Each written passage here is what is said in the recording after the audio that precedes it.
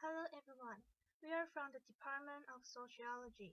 Our topic is differences in culture when Canada, Indonesia, and Central Europe met one another.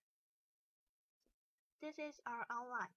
First, we will introduce Canadian culture. Second, we will have an introduction of Indonesian culture. Third, we will share the observations during the trip to Central Europe. Finally, we will make a conclusion about the cultural differences. When it comes to Canada, the first impression of many people is Canadian maple leaf.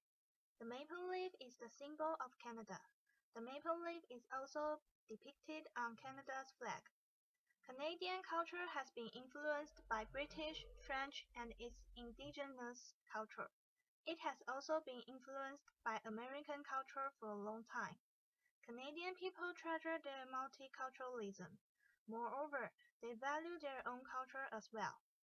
In order to protect Canadian culture, the government sets legal minimums on Canadian content in many media. On the other hand, Canadian general concept of life is enjoying life. They like to enjoy the leisure time. For this reason, Canadians live a regular, comfortable, and leisure life. Let me introduce Indonesian culture. Firstly, I'm going to talk about food. The food in Indonesia has a heavy taste.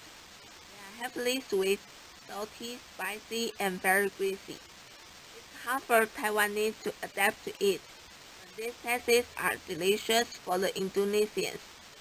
Secondly, I want to introduce their costumes. Women wear salon dress, and men wear trousers. Pay attention to how they dress, and they dress neatly. Thirdly, I want to talk about art. Wagga play is also called wayang kulit. It's the most characteristic art type. Finally, let me introduce their religion. Indonesia's main religion is Islam, and there are also Christianity, Buddhism, and so on. There are mutual religious tolerance and respect. I want to share with you one travel experience to Austria and Czech. That was when I took a break in the airport. I overheard the foreigners say that we Asians love to purchase luxury, such as handbags or jewelries, while they usually just enjoy the trip without wanting to get luxuries. And it also struck me that there's a big difference between how we dress when traveling. For example, when we travel, we oftentimes still care about how we look a lot, but foreigners tend to dress more casually. In addition, when we travel, we are more inclined to travel with groups. For foreigners, though, they are mostly backpackers. Last but not least, I feel that foreigners think more involved when they join activities. They are passionate and talkative. Most Asians are passive and quiet, on the contrary.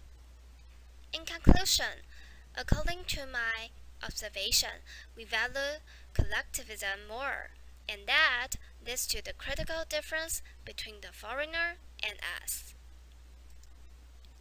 We can conclude from the report that there's a distinctive difference between the Eastern and Western culture. In Western culture, such as Central Europe or Canada, they embrace various cultures, and they have a more open mind to the world, with a little ruggedness, whereas the Asian culture possesses a mysterious side, and everyone is adapted to act in association with other people. We find that very interesting. Here is our allocation list. This is the end of our video. Thanks for watching.